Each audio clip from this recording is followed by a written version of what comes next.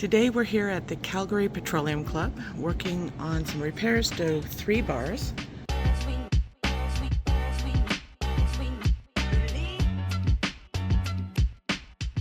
This is the one I'm going to be working on today.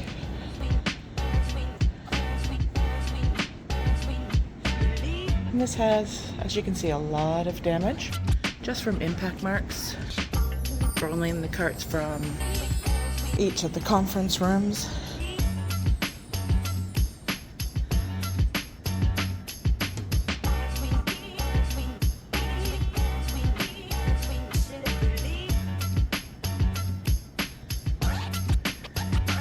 And Dave, our company owner, is going to be working on these ones as well.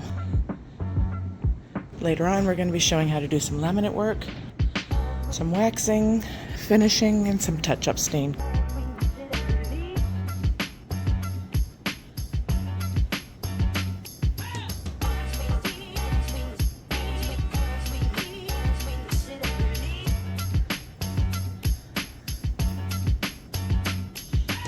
We want to thank the Calgary Petroleum Club for allowing us to work in their facility, to do all these touch-ups, and for allowing us to do these videos.